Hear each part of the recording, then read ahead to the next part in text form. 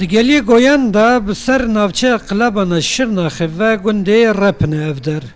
Hemû jiyan û jîngeh ji aliyê çiyayê bilind ve hatine dorpêçkirin. û meriv dibêje qey sînorê hebûn û tunebûnê bi giştî ev çiyan e.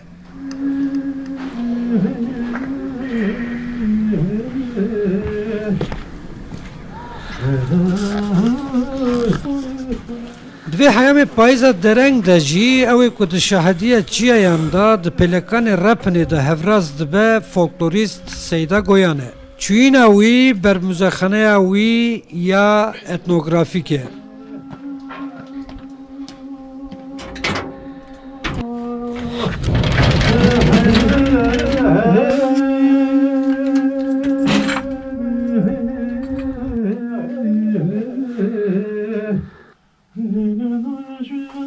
Seyda Goyan bi salan e bermahiyên jiyanê berhev dike û di dawî da ew ê bi berhevkariya xwe li gundê xwe di nav çiyayên Asê da mûzexanek vekiriye. Notu siyah min dest bi karê xwe çandî hunerî û berhevkariya wêje û edebiyat û kültûrî çandî hunerî ya ber bi wan dabûyînê ve diçe min dest pê kir û heta îro pênc pirtûkên min ser folklora stranên folklorîk antolojiya dengbêjan û destanên yên bi devoka goyan min tomar kiriye û çap û belav bûye. Ev müzeya etnografîk jî di beşek ji beşên kar û xebatê min pêk tên. Piştî min hûn dibînin her tişt gelek jî em beşekî qewî min ji govan peyda kir. Hinek tişt ez mecbûr bûm bikirim. Di vê navberê de ez deyndar bim, ez xanenişînim, di kirê de me aliyê dî jî mesela bêjin pêdiviyên malê jî lazim e ez vana jî bi cîbênim, min digot ez deyndarim û şerê malê zarok em bêjin xêzana min, hevjîna min evana em her rû em bê huzûr bûn, bê şer bûn. Cî mûzexaneya Seyda her çendî nêzîkî dilan be jî ji ber çiyayên Asê, gelî û newalên kûr ji çavan dûr e û hatine çûyîn gelek kêm û zehmet e jî. Ji ber hindî Seyda di xeyalek din de ye. Min pêngavek avêt min heta vê derê anî û di nava mehelê de ye û hatûçû jî kes li vê derê nînin. Mebesta min pêngavek avêt bala raya giştî ez bikişênim, lê xwedî derbikevin bila cihekî navendî be. Ez dixwazim yanî xwebex û însanên dilxwaz dest bavêjin me. Em van deynane ser raz bikin, ev tiştên dî hebetin em vana bikirin, dewlemend bikin. Ev müze neya min şexsî min e. Belê min ez tenê peywîrdarim, ez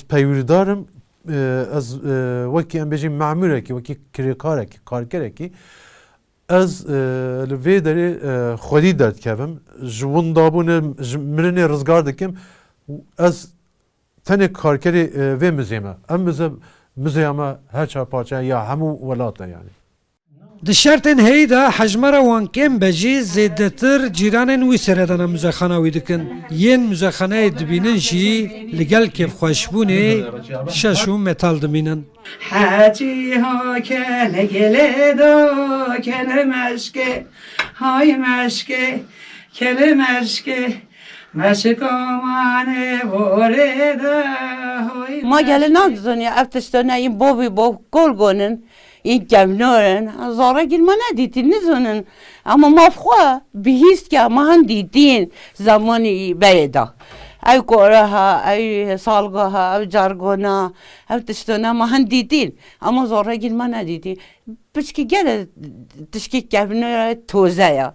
Hem hiskine macanı bebinini meyzekin zara girme bizonun bobi bob kol gimon ev tiştona سيكرين وديتين دوين هلال ويلو خورين.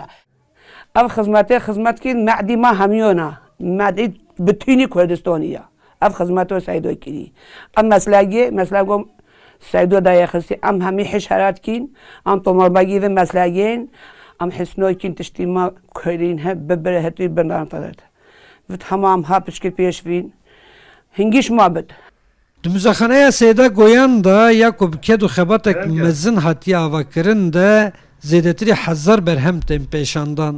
Û li gor gotinên Seyda hege şert û mercên guncav derkevin pêş ew ê vî rêwîtiya xwe ya berhevkirina bermahiyan berdewam bike. Heke nebe jî muzexane jî di tev de xeyalên wî yê bibin xurê geliyê Goyan û bitemirin. Abdülselam Akıncı Rudav, Geliye Goyan, Şırnak.